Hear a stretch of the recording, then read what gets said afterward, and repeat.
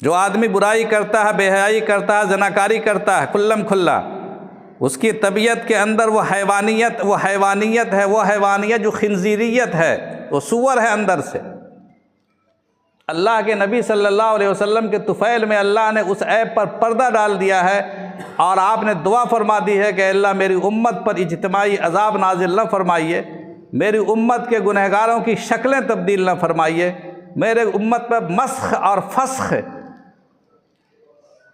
یہ نازل نہ فرمائیے،